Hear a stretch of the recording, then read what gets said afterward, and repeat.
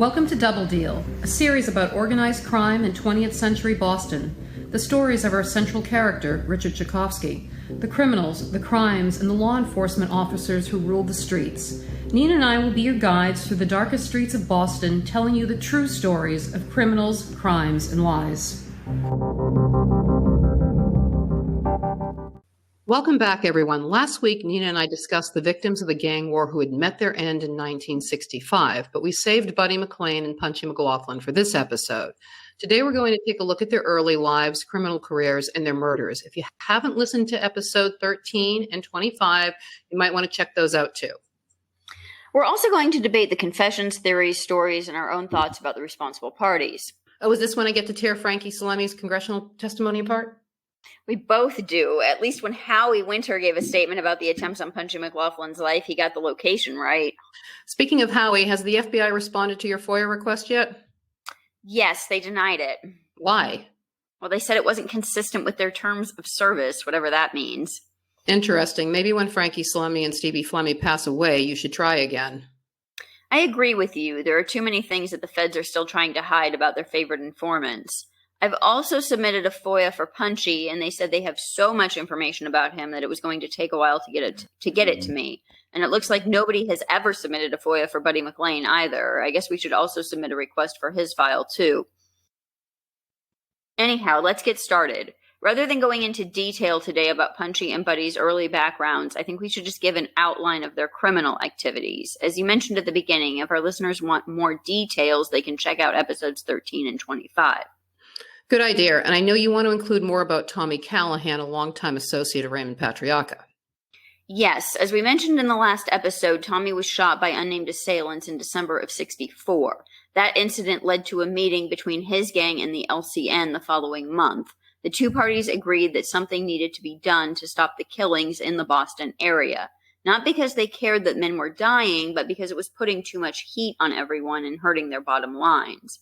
In addition, the mafia agreed that whoever had shot at Tommy should be hit. The second part of the agreement was the subject of multiple conversations throughout the first part of '65, and it played into the McLean-McLaughlin feud since Tommy was backing the McLean faction. Okay, since Edward Punchy McLaughlin was Buddy's elder, let's start with him. Eddie was born in Charlestown on May 16, 1917, to John McLaughlin and Anna Clafferty, both of County Donegal, Ireland. Punchy was one of 9 children. Along with 2 of his brothers, George and Bernard, they were the core of the McLaughlin gang of Dorchester. Punchy earned his nickname from his time as a boxer. Long before he was known for his criminal activity, Punchy fought under his own name, Eddie McLaughlin. The 160-pound light heavyweight competed for the Diamond Belt in 1935. His boxing career lasted 5 years. Punchy's record dated back to 1931 when he was arrested for trying to steal a car. In 1934, he was picked up for breaking and entering. Mugging a man for $50 was the reason for his arrest in 1939, but by 1947, the charges were becoming more serious when he was arrested for armed robbery. It would be over a decade until his next 2 arrests for auto theft and larceny. Punchy was picked up again for larceny in 1962. We'll get to his final arrest a little later. Looking at Punchy's rap sheet, it would appear he was a petty criminal, but the Union delegate was said to be the leader of the second most powerful crime family in New England, with strong ties to New York organized crime, in particular the Genovese family. I think that was another reason Raymond Patriarca inevitably sided with the McLean faction. Definitely. As we've discussed so far this season, the alliances and connections of many wise guys with different New York families had an effect on their existences. Now for Buddy, James Joseph Buddy McLean was born in Somerville on January 26, 1930 to William J. and Dorothy McLean. Dorothy was 14 years younger than her husband, and she abandoned them both. William, a longshoreman, left Buddy to live with a neighbor, Mary Raposa, along with 2 other foster children and Mary's 2 grown children. Buddy began his criminal career in 1948, hijacking trucks with Tommy Ballou, a close associate of Tommy Callahan. Buddy's chance to shine came in the summer of '57 when Joe McDonald went on the lam. Joe's numbers and loan sharking racket tripled in revenue under Buddy's protection, and Buddy's success did not go unnoticed. His first arrest wasn't until 1958 for hijacking a truck full of liquor. He was never convicted of those charges. Buddy was an FBI informant at least since 1960, which most likely happened in part because of that case.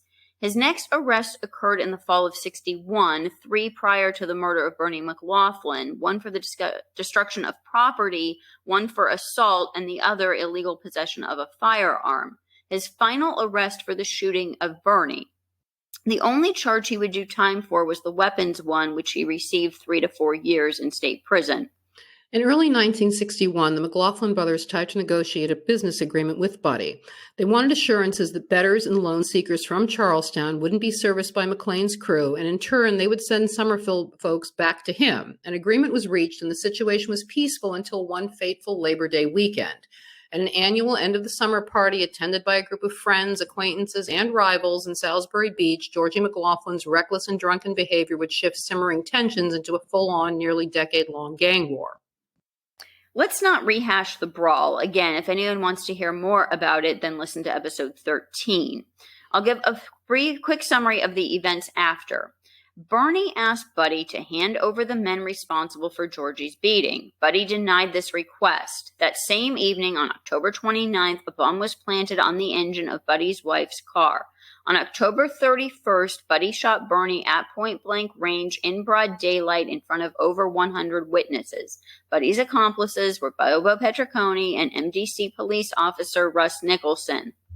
The following month, Georgie was involved in a serious car accident when his car overturned on Cambridge Street in Brighton. He was hospitalized, suffering from multiple lacerations and contusions of the face and body. The police said that the incident had occurred because of wet road conditions, but the timing was awfully suspicious since it was just a couple of weeks after his brother Bernie had been murdered. On December 16th, the charge of murder against Buddy and Bobo were dropped, citing a lack of evidence. On May 9th, 1962, Georgie was beaten and stabbed. He had been seen driving his late brother Bernie's car on the evening of May 8th. Police were called to 3rd Street in Chelsea at 4 in the morning on May 9th, where they found his blood-soaked car on the side of the road. But Georgie had disappeared. When the cops went to search the surrounding area for clues, the car sped off. That same morning, a man appeared in a nearby hospital with a knife wound to his throat. Georgie had been scheduled to appear in court on the 17th for an appeal on an automobile violation, but he failed to show. His lawyer stated that Georgie had been beaten over the head with a lead pipe and was unable to appear. Buddy was sent to prison on May 16th, so I suspect that it was Buddy and his crew who tried to kill Georgie the previous week. By May of 63, Buddy was back on the street. The following month, someone took a shot at him while he was walking on Broadway in Somerville. The rumor was that it was Georgie McLaughlin, but the following months were relatively quiet. In late December 1963, Frank Dougie Murray was killed in Rhode Island. We'll be covering Frank's story in a future episode. Then in March 1964, at a christening party, another attempt was made on Georgie McLaughlin's life, but the killer missed and shot an innocent bystander, William Sheridan, instead. The feds, who had had it out for the McLaughlins for years, seized the opportunity and accused Georgie of the murder. Georgie went on the lam and was placed on the FBI's top 10 most wanted list in May. That same month, Russ Nicholson was killed. Of course, everyone suspected that it was the McLaughlins or someone in their crew who took him out. If you want to hear more about that and the other murders that took place that summer, listen to episode 25, The Hit Parade of 1964. In late September, Sammy Granito went to visit Raymond Patriarca. The conversation started off with Sammy bragging about the new silencer that he had gotten for $350, along with some 5-round lightweight pistols. Granito told Raymond that he fixed the silencer for his gun. The man who fixed the silencer for Granito told him that if he ran steel wool through the barrel after it had been used, it would be impossible to identify a bullet coming from the gun. The steel wool trick was also used by Roy Appleton, but he also somehow rigged the silencers with steel wool. I remember that. I wonder if there was some connection there. The conversation shifted to Punchy McLaughlin. Granito reported that Wimpy Bennett had set up a score for Punchy that netted him $3,400. Upon hearing this information, Granito claimed that he approached Wimpy not to collect the additional money that he had coming from it. According to Granito, Wimpy was upset about his suggestion. Not one to pass up a good gossip session, Granito continued on, saying that Wimpy had a couple of bad kids hanging around with him. The names were redacted, but who do you think he was referring to? Well, my first thought was the Flemmi brothers, since the names were redacted. I was thinking the same thing. In early November, Jerry Angulo told Raymond that he was still worried that Buddy and his group were taking over the gambling in Somerville, which had been Jerry's territory. But Raymond told Jerry just to sit back and wait to see what happened. If Buddy came on too strong, Raymond said they'd take steps to curtail his progress. A couple of weeks later, Jerry reported to Raymond and Sam Kufari that he'd been in contact with an unnamed individual who was attempting to make arrangements for Georgie McLaughlin's surrender. The district attorney, Garrett Byrne, had apparently agreed to a bond in the amount of $35,000. Angulo said that he had told the person, who I believe was Punchy McLaughlin, to make sure that he got a definite deal from Byrne because he did not trust him. 5 days later, on November 23rd, at just after 11 o'clock in the morning, Punchy McLaughlin was shot with a 12-gauge sawed-off shotgun while he sat in his parked car on Regent Circle near Beacon Street in Brookline near Washington Square. And that is nowhere near the Beth Israel Hospital, in case Frank Salemi is listening and still can't recall the area he claims to have shot Punchy in. And we're just going to keep rubbing it in, Frank. Don't forget the number of journos and authors who ran with that story and never bothered to verify it. How many newspapers and books brought that to print? Calm down. We're trying to set the record straight here. My favorite is the guy who wrote a book offering business advice and included that story as an illustration. Although for the life of me, I cannot remember what the principle was supposed to be. Boy. The initial report said that Punchy had been partially dragged from the car by his assailant, who had first shot through the car window, shattering it. But the gunman was forced to flee in a black 1962 Pontiac sedan with Rhode Island registration plates after witnesses stopped at the scene. Punchy staggered from his blood-stained car to the barber shop of the Beaconsfield Hotel, where he collapsed. He was rushed to Beth Israel Hospital by the police, who said he was in critical condition. It didn't look like he'd survive, and the last rites were administered before he was wheeled into what would be an 8-hour surgery. The shots had smashed his jaw and sliced his liver. When the cops asked Punchy who had shot him, he shook his head, which the cops took to mean that he didn't know, but maybe he just wouldn't say. The area where the attack took place was one of Punchy's regular haunts. He frequently purchased boxes of candy at a nearby shop, and a 2-pound box from the same store was sitting on the front seat of his car at the time of the attack. He had been warned to stay away from the neighborhood by the cops as his life was in danger, but he'd returned to the area for a meeting with an unnamed man who Punchy refused to identify. I still think that the attempt was related to raising money for Georgie's bail. Whether that was because Punchy was shaking down Jack to raise funds or because the feds were trying to make sure Georgie didn't come in on his own is probably something we'll never know for sure. A few days later, Patriarca told Granito not to fool around with either the McLeans or the McLaughlins. Patriarca's plan was to let them fight it out and step in to pick up the pieces when the battle was over. Granito was told by Patriarca that Buddy McLean met Teddy Fucolo in order for Fucolo to relay to Raymond that he wanted no trouble with the Italians. Raymond sent word back that as long as Buddy and his people didn't encroach on his territory, Raymond didn't care what he did. That Raymond was still on the fence, and on another occasion he stated that because of his association with the McLaughlin brothers, he would favor them. Like Wimpy Bennett, Raymond didn't want to back the losing party, so he hedged his bets. 2 weeks after the attempt on Punchy's life, Edmund Flynn, New York hitter and associate of Elmer Trigger Burke, was shot in the neck while driving in Rhode Island by his unnamed passenger. Flynn had told the authorities that he played possum to avoid another bullet and then drove himself to the hospital, but he remained tight-lipped about why he was in Rhode Island and if he'd been going or coming. If you listen to episode 26, The Defense Never Rests, you might remember that Joseph, not the lawyer, and his brother Frank Bolero were taken into protective custody in early '63 after their brother Rocco had killed an associate of Flynn's in a love triangle. Edmund Flynn and his brother were said to be allies of the McLaughlin brothers and had been questioned several times over the years about murders in the Boston area. Of course, Raymond and Louis the Fox Taglianetti had a gossip session about Flynn's incident. Raymond was of the opinion that the shooter was a close associate of Flynn's named George. According to him, the dispute was over money. Then on December 22nd, Tommy Callahan was shot 3 times in the neck, stomach, and leg. He was wounded after leaving a bar on Mass Ave and Albany Street in the south end of Boston. The police said that Callahan was shot at close range with a .38 caliber revolver. The newspapers reported that Callahan and Tommy Ballou had been arrested in 1956 for the murder of Brink suspect William J. Cameron. They also noted that Callahan was a close friend of Jordan Perry, who had been arrested for passing some of the moldy Brinks loot in Baltimore. If you want to listen to that story, check out episode 7. While Tommy was recuperating from the attempt on his life, Raymond was busy doling out advice. In January of 65, Ronnie Cassesso arranged a meeting between Wimpy Bennett, Jimmy Flemmi, and Patriarca with the approval of Jerry Angiulo. According to the wiretap at the Coinomatic, Patriarca had put the word out that he wanted to meet with Bennett and Flemmi, and that's what prompted Wimpy to reach out to Cassesso to set up the meet. It's complicated. Wimpy had his own motive for the meeting. He was trying to determine whether or not Raymond could effect a peace deal in the gang war in Boston in the event that Georgie McLaughlin, who was still on the FBI's most wanted list, was killed. What Wimpy took away from that meeting is unknown to us, but after this meeting, it appears that Wimpy did finally pick a side, Buddy McLean. Jerry Angiulo reported to Raymond that Wimpy had also contacted him sometime before his meeting with Raymond. Wimpy's conversation with Jerry also revolved around the gang war, his disgust with the situation, and the possibility of a peace agreement.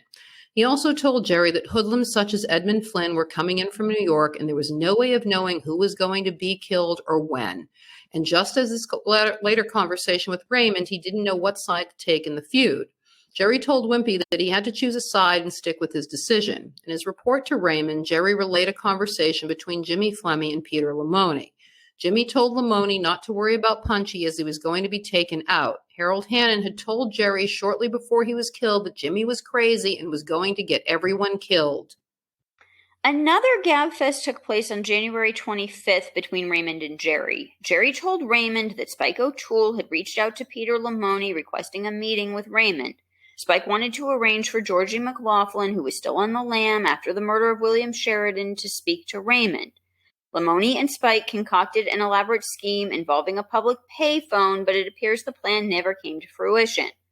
Raymond asked Jerry if he had heard that Georgie had wanted to get in with Bernie McGarry. This apparently occurred 6 months earlier when Harold Hannon had been involved in efforts to arrange Georgie's bail. Hannon had ultimately been murdered for his trouble. Jerry also commented that Hannon had told him that Wimpy had been trying to frame the McLaughlins, and the McLaughlins were very apprehensive of Wimpy, which still has to make you wonder about Wimpy's role in Hannon's torture and murder. The following day, FBI Special Agent Keogh wrote up the above conversation in a memo to Hoover. As we've noted in previous episodes, the Boston FBI had it out for the McLaughlins and did not want Georgie coming in on his own. That was likely why 2 days after Keogh's memo was posted, Spike O'Toole was arrested in Everett on the charge of fathering an illegitimate child with Dottie Barshard. He was released on $1,000 bail, and his case was continued for a month. During Spike's arraignment, he admitted that he was a friend of Georgie McLaughlin's, and when he was asked where Georgie was, Spike answered, quote, "probably shot up someplace," unquote. Of course, Spike knew exactly where Georgie was because he went back to the apartment they were sharing in Dorchester. On February 24th, 1965, Georgie was apprehended there along with Spike. Spike decked out in nothing other than his boxer shorts and Georgie in his jammies. They were apprehended without incident, despite there being 3 loaded .38 caliber revolvers within reach of both of them. Spike was indicted by a federal grand jury for hiding and concealing a known fugitive on March 2nd. He was in custody in Charles Street Jail in default of $35,000 bail. On March 4th, Spike was brought to the federal building to sign a bail bond and be released. The plan then was for the local authorities to arrest him on the same charges. But Spike refused to sign and was sent back to Charles Street. He was freed on the 15th and promptly arrested by the Somerville police on the morals charge. Dorothy was ordered to appear in court the following day, but when she failed to show up because she was still in New York at the Crazy Joe Donahue trial, the judge postponed the case for 2 weeks. Spike was released on $1,000 bail. Dorothy's lover, John Fitzgerald, represented Spike at the hearing. Ethics violations. Once on the street, Spike contacted Larry Bayoni, a.k.a. Ilario Zanino, at the El Morocco nightclub. He asked Bayona to arrange a meeting with Jerry Angiulo as soon as possible. This was at least his 3rd attempt to meet with Jerry since he'd gotten out of prison in December of '64. Jerry finally agreed to meet Spike at the El Morocco later that same evening. Jerry assured Raymond later that he took every precaution to ensure he wasn't trailed to the meeting. I can only imagine the precautions he took. Hopefully it wasn't as complicated as Raymond's trips to New York City hiding in public bathrooms. But I bet it was close to that. Oh, yeah. It didn't matter, though, because Jerry told the feds everything that had happened when he relayed the story to Raymond the following week. According to Jerry, Spike informed him that Wimpy Bennett was a stool pigeon because the law knew everything that happened immediately if Wimpy was involved in it. Spike also told Jerry about Margaret Sylvester's murder back in November of '64, how Jimmy had botched the cleanup he'd been hired to do and instead unburdened himself to Detective Billy Stewart.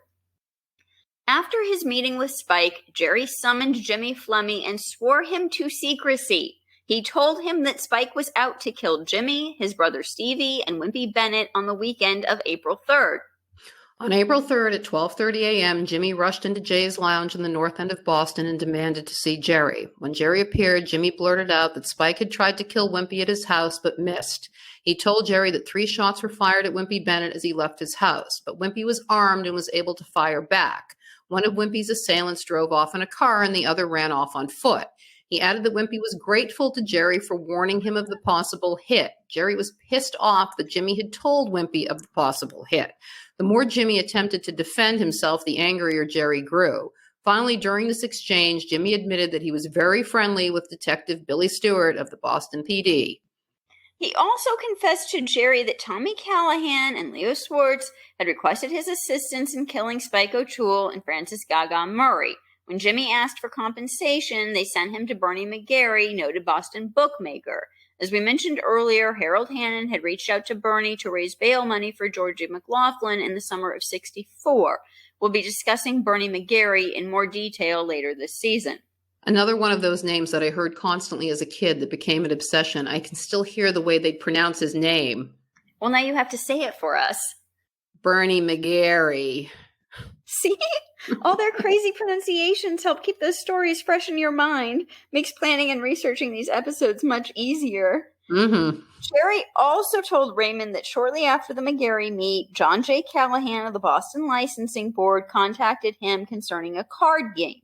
During the course of the conversation, Callahan asked Jerry specifically as to what type of fellows the Flemmi brothers were because they were trying to move in on McGarry.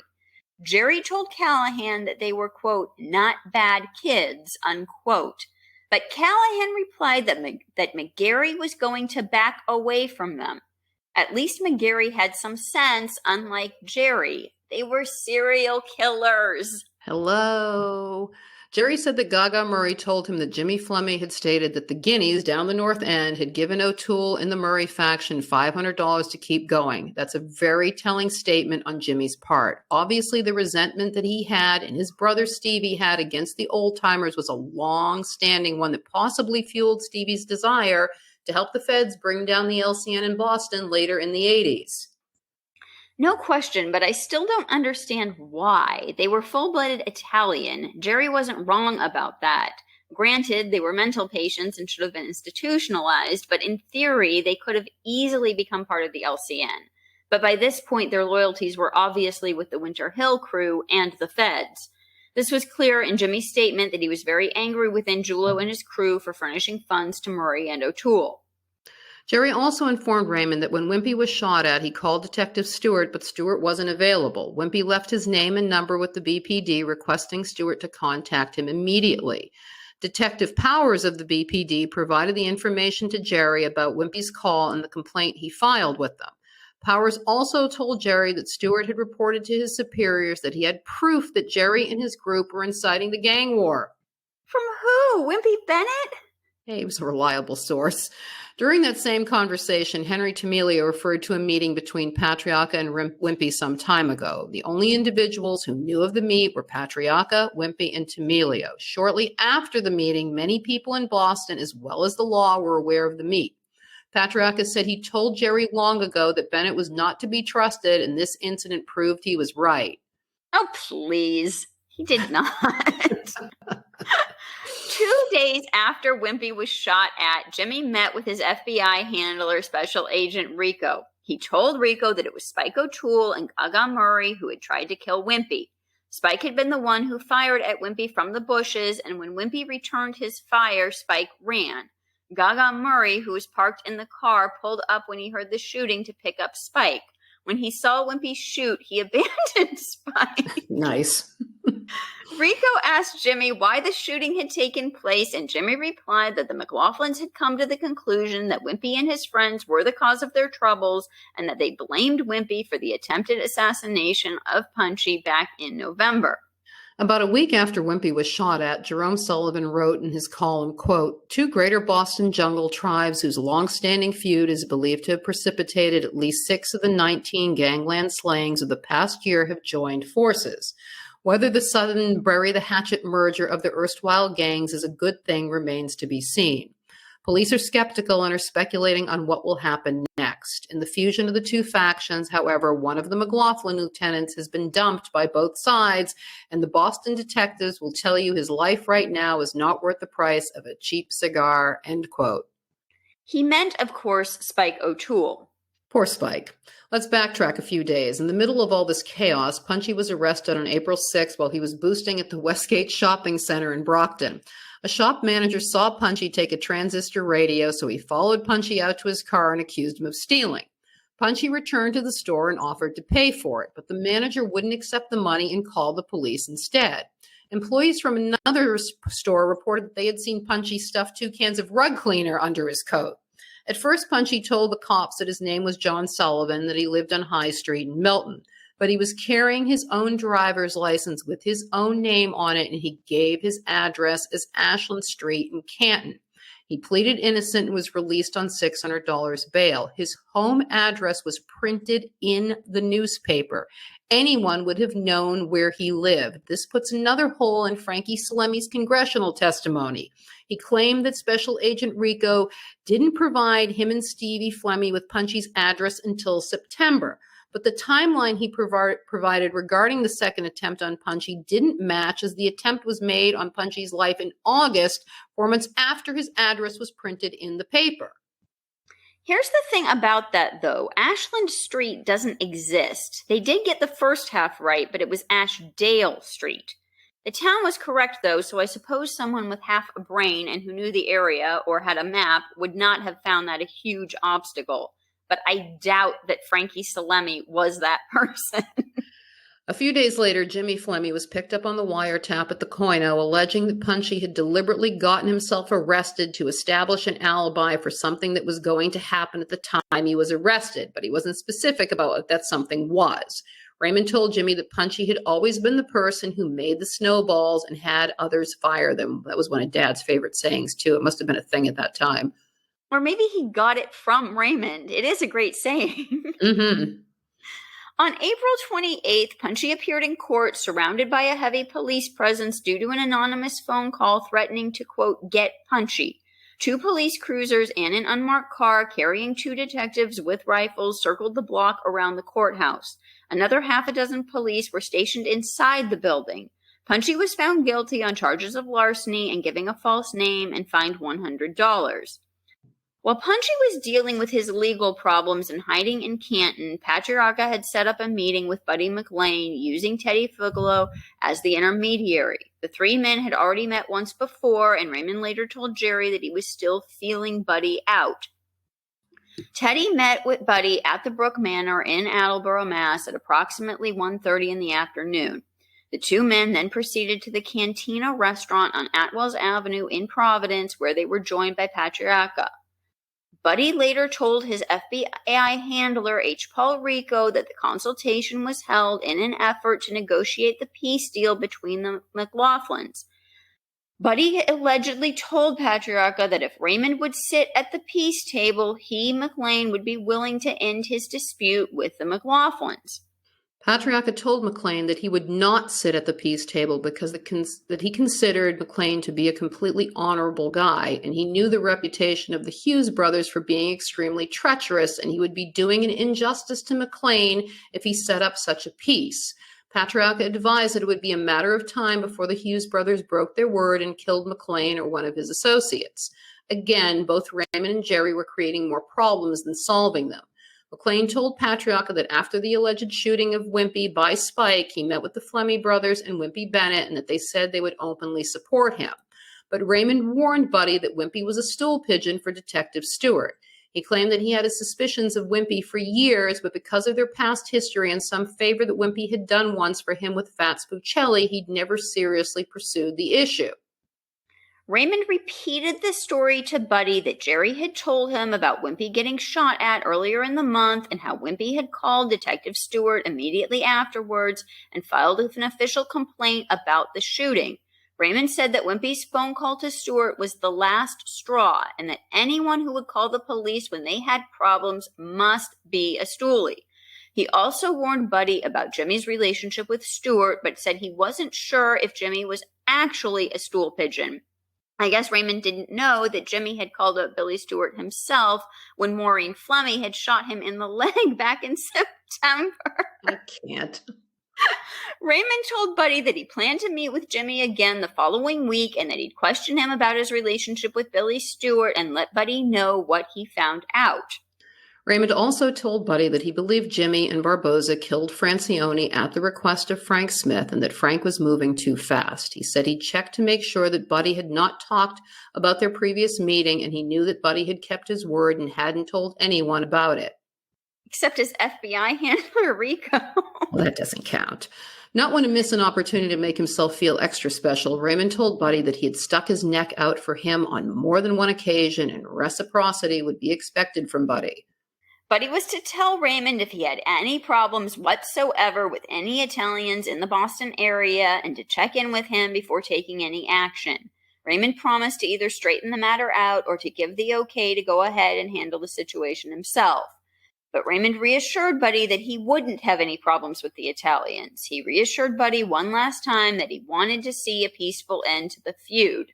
Liar. Between Raymond and Jerry, they were stirring things up any chance they had. Somehow they imagined that the feud wouldn't spill over into their worlds. It already had, but they still had their heads in the sand. Remember that all of this was happening after Teddy Deegan had been murdered, and Raymond and Jerry were well aware of the fact that Jimmy and Joe had killed Teddy and that Teddy was not their only victim. Raymond also told Buddy that he wanted him to handle the shylocking on the waterfront for him once the feud was settled. The Tommy Callahan shooting was discussed, and Raymond said that a silencer had been used in the shooting. Raymond told Buddy that he only knew of two men who had access to silencers, Sammy Granito and Wimpy, but Raymond was going to question both of them if they were aware of whether or not others had access to them. He promised to let Buddy know what he found out. I know who had access to silencers, Jack Kelly.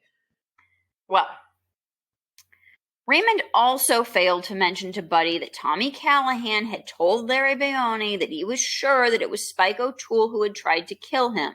I still have my doubts if that was true. The media reported at the time that Tommy had gone straight, but we know that was a lie.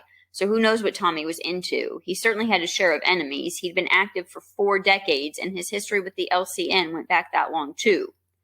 On May 3rd, Jimmy Flemmi, Joe Barboza, and Ronnie Casesso paid another visit to Raymond. They told Raymond that they'd come up with a scheme to install a phone tap on an associate of Spike's. By doing so, they hoped to track down Spike's location and set him up for a hit. Raymond did not object to their plan. As he had promised Buddy McLean he would, Raymond asked Jimmy about his relationship with Billy Stewart. Jimmy dodged the question and launched into a recounting of the shooting at Wimpy's the previous month. Jimmy claimed that Spike had been picked up for questioning by the BPD afterward. Supposedly, Jimmy and his crew got a stolen vehicle and waited outside of police headquarters, hoping to follow Spike when he came out and kill him. They waited there for several hours, but Spike had snuck out of the police station by a side or rear door, and Flemmi missed him. Raymond did not repeat his question about Billy Stewart. Being the pathological liar that he was, Jimmy said that Frank Smith was the one who had referred to the Italian element as guineas. Raymond lost it and said that Smith was moving too fast and should have been killed. He really was pathological. Jimmy was the one calling them guineas, and Raymond knew that because Jerry had already told him that Jimmy said it. To add to the drama, Jimmy said that if he ever ran into Frank Smith, he'd finish him off, and Raymond happily gave his blessing. Jimmy was shooting for a two-birds-with-one-stone blessing and figured he'd get permission to take out another rival while he was at it. He told Raymond that Punchy Clifford, a Bolero associate who had recently been released from prison, had joined up with the McLaughlins along with 3 other individuals who he didn't name. And while he was at it, Jimmy threw Barney Blaine, brother of Johnny Blaine, a.k.a. Itzy Bloom, under the bus, claiming he was giving him problems. Again, this is a case of Jimmy covering his own ass. Bloom and another man were running the old Dudley Lounge for the Flemmi brothers. Dope was being peddled out of the place day and night. Raymond wouldn't be happy learning about that, and Jimmy and Stevie didn't want to lose their revenue stream. So he made a scapegoat out of Blaine instead. Jimmy would never own his own shit. He may have been a serial killer, but he was a fucking coward when it came to taking the heat for his own actions. Jimmy told Raymond there was too much heat on the place and that he was thinking of burning it down. Well, better to ask forgiveness than permission, especially if you can blame it on someone else. He'd already tried and failed to burn the place down in April with a hand grenade that he'd hurled through the window. It was 2 a.m., so the place was unoccupied and nobody was injured. The blast was so minimal that none of the neighbors reportedly heard it. 2 patrolmen had discovered the window smashed as they walked by. Not one to let a grudge go, Jimmy also told Raymond that he had contacted Cecilia Cyrus, one of the women in the apartment, at the time of Spike and Georgie's apprehension in an effort to set up Spike for a hit. Cecilia said she hadn't seen Spike for a couple of weeks and had nothing more to do with him, but Jimmy claimed he knew that she called Spike the minute he left. Paranoid weirdo. Jimmy and Raymond returned to discussing Wimpy. He declared to Raymond that he never made any money with Wimpy, and once Spike was out of the picture, he would end his relationship with Wimpy. Raymond expressed his disdain for Wimpy, going into detail about how he assisted Wimpy and Fats Buccelli in the early 50s, but Wimpy never kicked a dime up to him. That same evening, Jimmy was shot and seriously wounded outside of his home in Dorchester. He was shot a total of 7 times. I want to note that Joe Barboza and Ronnie Casesso had been present at the meeting with Raymond earlier that day, but left just before the final discussion about Wimpy was had. As we mentioned in episode 27, The Boys of Winter Hill, Flemmi was supposed to be meeting up again with Casesso and Barboza that evening. He was running late because the babysitter was running late, and they went looking for him as the shooting occurred. Awfully suspicious timing. Maureen Flemmi was supposedly at a baby shower at 10 at night, thus the need for a babysitter. Jimmy later told Special Agent Rico that he was ambushed by Spike, Stevie Hughes, and Punchy. Forgive me, but who the fuck has a baby shower at 10 o'clock at night? Between the all-night christenings and late evening baby showers, what kind of fucking people are these? I thought those things took place on a Saturday afternoon. Trashy! Oh, yeah. And I'm sorry, but Jimmy blamed every bad thing that happened on him on Spike and Punchy. I think Raymond himself may have been involved in orchestrating the hit attempt, especially since it was botched. Well, it makes sense. Jimmy had met with Raymond that morning, and clearly what was said over the course of the conversation proved to Raymond what he already knew. Jimmy was a rat. If only he had known that he was in bed with Rico, too. But there was no time to call Greg Scarpa, and Raymond still didn't have a local hitter, so he had to make do with sloppy seconds. Oy. On May 10th, Special Agent Rico went to visit his favorite informant in the hospital. During the course of their conversation, Jimmy told Rico that Tommy Callahan had warned him that Spike and the McLaughlin crew were going to make a move on someone the same night that he had been shot. He was angry at himself for not taking Tommy's warning seriously and not being better prepared when he'd been attacked. Jimmy also told Rico that he got off 3 rounds before his assailants fled and that he believed that at least 1 round had hit Spike. Meanwhile, Tommy Callahan met with Sammy Granito to get assurances that he still had permission to take out Spike. Granito assured him that Raymond's okay was still good. Tommy also told Granito that he didn't trust Wimpy since he lied and told different stories depending on who his audience was. On May 28th, Francis Gaga Murray was arrested by 2 Westwood cops as he was allegedly trying to burglarize the Tenderland Meat Supply Company on Route 1 in Norwood. I want to know if they were stealing meat or if he was trying to break into the safe. The patrolman fired 2 warning shots as Murray tried to flee, but the cops found him hiding under a car at the Mack Chevrolet dealership. Murray was charged with attempted B&E in the nighttime, possession of burglar's tools, and unlawful possession of a firearm. The firearm was a fully loaded .32 caliber automatic that the cops had found in Murray's own car that was parked near the meat supply company. I'm including this story here because the butcher was located near Punchy's Canton home. Well, he'd either been with Punchy or was going to see Punchy after. That's my opinion. Just 2 days later, while Gaga was locked up, Barboza made his unsanctioned attempt on Spike. As we mentioned in several previous episodes, Barboza had sought Raymond's permission to kill Spike at his mother's house, and he wasn't concerned that Spike's mother could have died in the process. Raymond refused to give his permission, but Barboza tried anyway and ultimately failed. It wasn't so much that Raymond cared about Spike living or dying, but he did have some red line about killing family members. June seems to have been relatively quiet in gangland activity, so we'll fast forward to the middle of July, just a few days after Romeo Martin was murdered. At a little before 3 a.m. of the 13th, John J. Flannery was shot in the stomach and dumped from a 1963 bronze Cadillac on Tremont Street in the South End. He staggered to a taxi parked nearby and asked to be taken to the hospital. Spike O'Toole did it, he alleged. The cops said Flannery probably believed he was dying. Flannery survived, but I have to say here that nobody else ever named their shooters, so I find this story less than credible. The car which Flannery had been driving was found several hours later on Atlantic Avenue near Otis Wharf. Inside were a spent bullet and a bullet clip. On the armrest dividing the front seat, police found a fully loaded .25 caliber gun. A warrant was issued for assault and battery with a dangerous weapon with intent to murder, and Spike O'Toole went into hiding from both the cops and the assassins.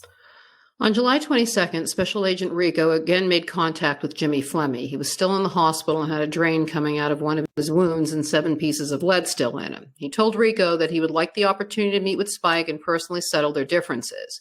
He further stated that he did not know why Spike had shot at Flannery, but noted that Spike was a real nut and it was only a matter of time before someone caught up with him. Jimmy was one to talk about who was a nut. Hey, it takes one to know one. Jimmy said his biggest regret was that he didn't kill Georgie McLaughlin when he was hanging around the old Dudley Lounge before he went on the lam. He said that he wanted to strangle Georgie with his bare hands, and Stevie told him to forget about it. In August, Punchy McLaughlin was still hiding out in Canton and trying to avoid assassins, but thanks to the newspaper, everyone knew exactly where he was holed up.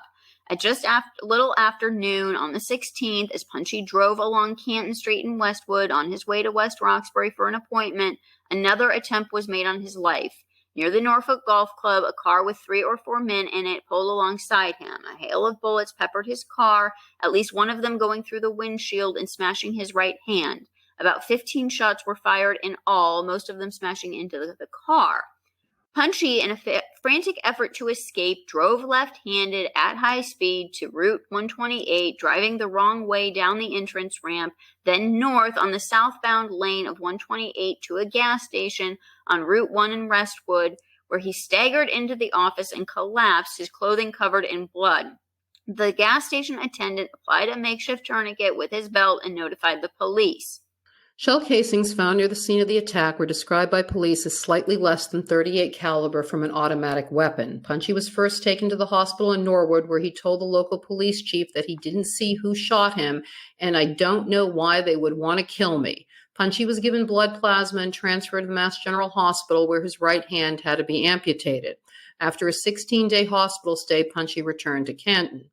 Punchy later told Boston Globe's Jerome Sullivan, quote, "They were lying in wait for me. I think they'd been watching and waiting for many days. The funny part of it is that I had been up early that morning and had gone into town to get the papers. Nothing happened. Then about noon, I pulled out from the house.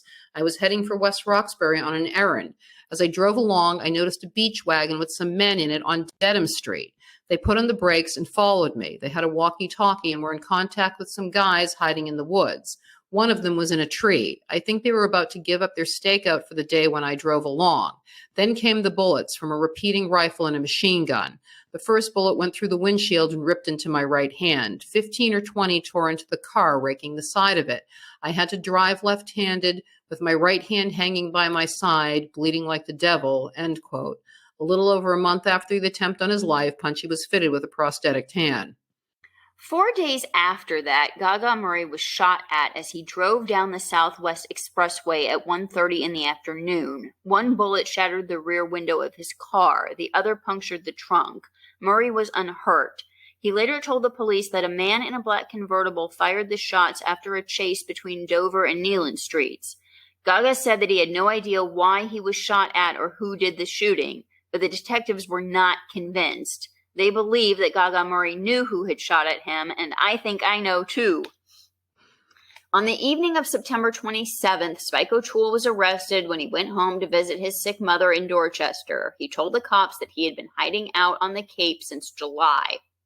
Spike should have stayed there, or better off, yet journeyed off to Ireland or someplace. On October 20th, Punchy McLaughlin was killed while waiting to board a bus to the courthouse. He was shot 7 times on the corner of the VFW Parkway and Spring Street in West Roxbury. It was the third and final attempt on Punchy's life. Punchy was a sitting duck. With the loss of his right hand, he was forced to carry his pistol in a brown lunch bag. His coat was draped over his right arm. He walked across the entrance to the MVT turnaround. But the bus was waiting there, and as the bus driver opened the door and Punchy was stepping into the bus, a man appeared out of nowhere and began firing just a few feet away from him. The 2 shots knocked Punchy to the ground, and he fell to the right front of the bus. The assassin kept on shooting Punchy as he laid on the pavement. Once he was sure the job was finished, Punchy's killer ran across a lot, then between 2 houses, and jumped into a gold Pontiac convertible. As Punchy stumbled to the ground, he passed the bag in his hand to a woman who was also waiting for the bus. The woman took the bag home with her and didn't discover the gun inside until later.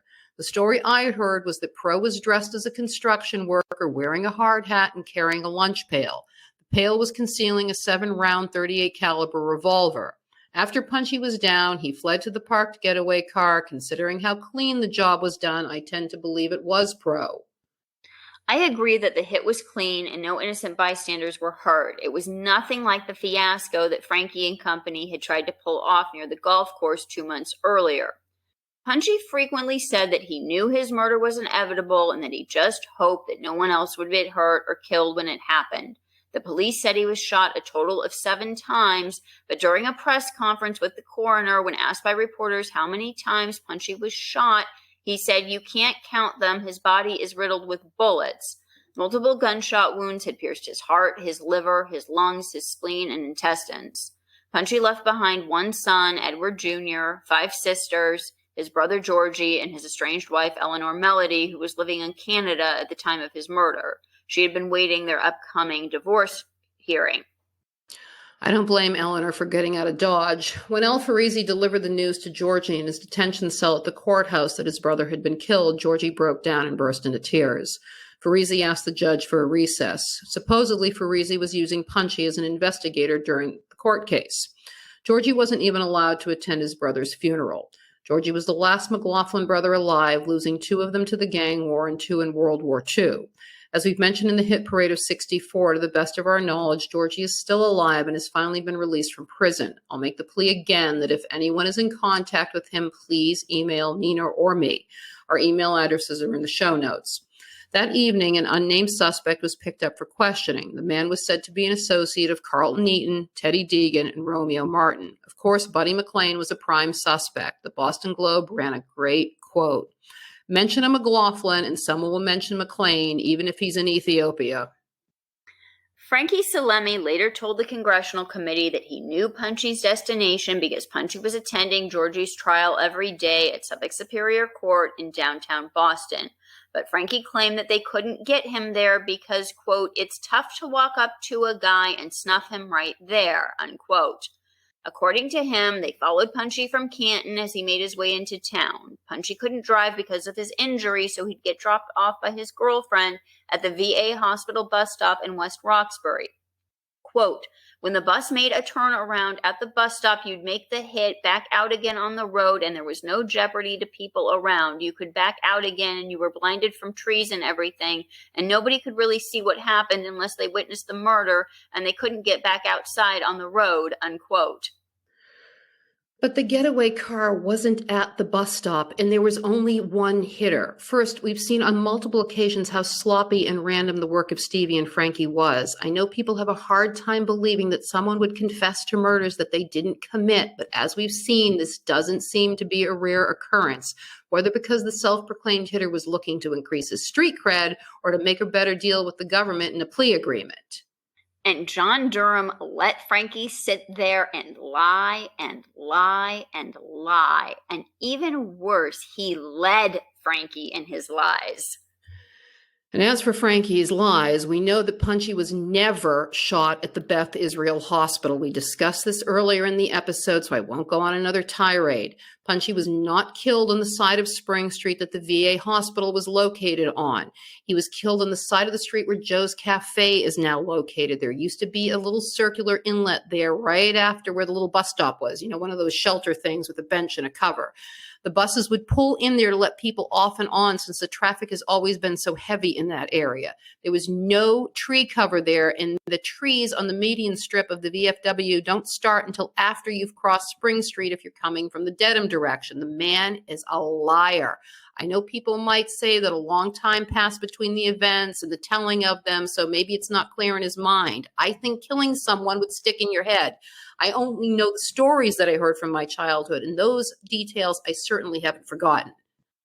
According to the police, the assassin was operating alone. He approached Punchy openly, and the police theorized that he may have been a stranger imported specifically to do the job. They also stated that the killer had made at least 4 trial runs in the week leading up to Punchy's slaying using the same gold car. The last time had been on Sunday, 3 days before Punchy was killed. The car had been parked on both Spring Street and Billing Street during the dry runs, apparently testing different getaway routes. I believe Dad's story that Pro killed Punchy. As we mentioned earlier, Punchy had been shaking down Jack since before Punchy was shot in Brookline. The day of that shooting, in addition to Punchy's favorite candy being on the front seat,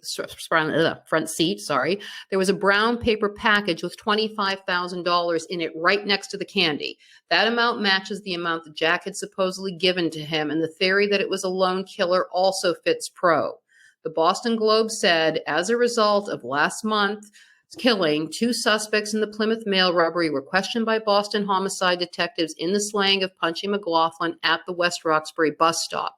Reports emanating from the underworld were to the effect that Punchy had tried to shake down the mail robbers or the guardians of the loot to raise the money for Georgie.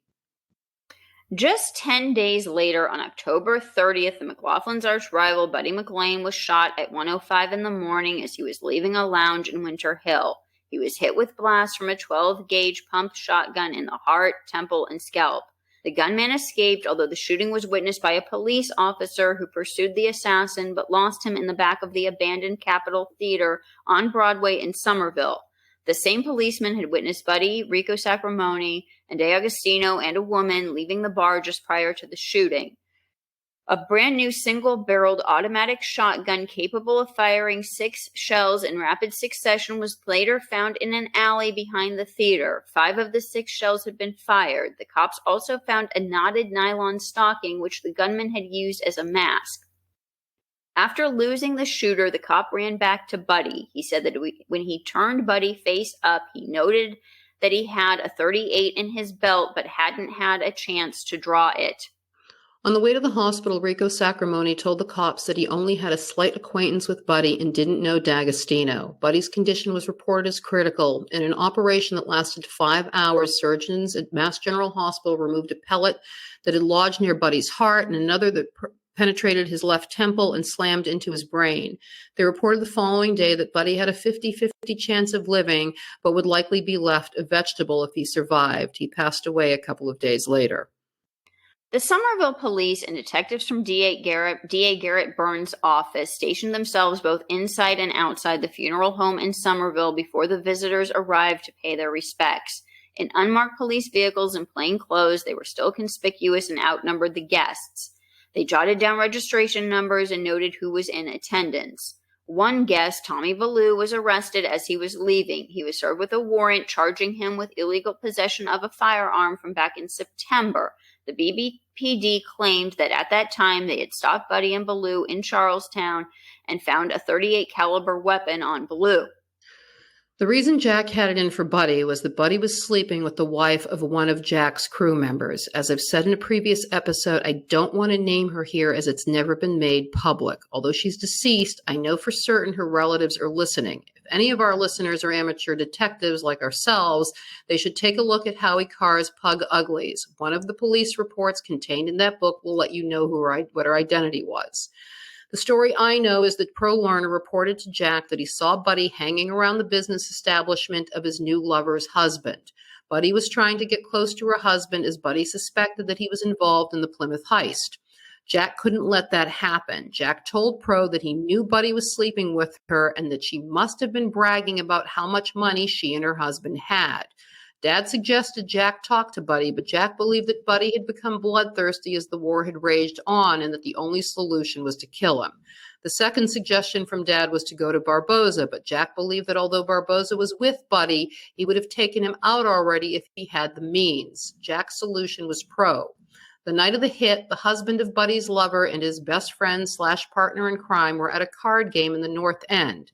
When Buddy exited the bar, he got in the back seat of the car while D'Agostino and Sacramone sat in the front. Before the driver could even pull away from the curb, shots ripped through the car. Pro was located on a flat rooftop and took off before he even saw the car careen off of the street. He flung the shotgun as he would a baseball bat and disappeared.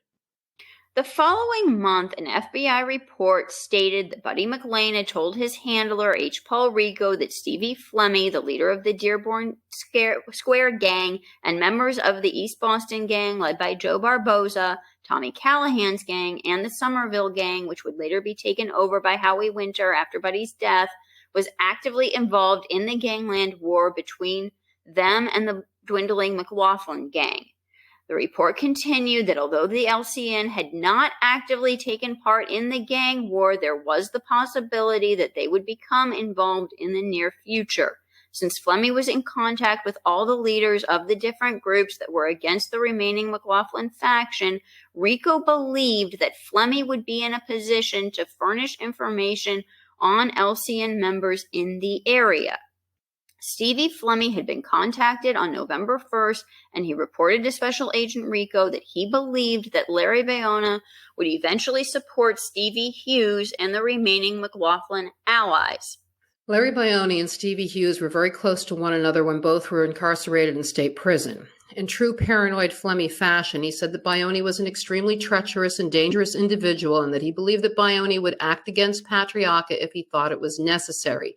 Gee, who does that sound like? Jimmy and Joe Barboza.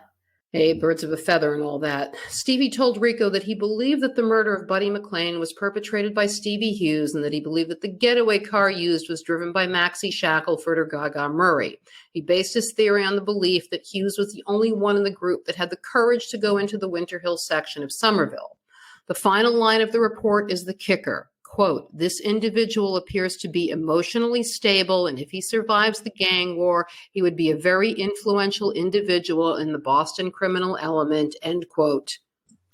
Emotionally stable. He was a predator, a serial killer, bumping off women and ripping out the teeth of his victims. And H. Paul Rico wanted to use him to do the FBI's bidding, and it continued for decades. As everyone knows, Stevie's relationship with Rico continued on long after Rico had left both Boston and the FBI. Most of our listeners know Stevie's story, but we'll be bringing more of them this season and the next. Let us know who you think the perpetrators were in the shooting deaths of Punchy and Buddy. We'd love to hear your thoughts. Next week, we'll be discussing the bank and armored car robberies between 1965 and 67. Listen in to see what Jack Kelly, Dad, and the others were up to and hear about the scores they pulled off. As always, thanks for listening. Please subscribe, share an episode, leave a comment, or make a small donation, please. Bye. Bye.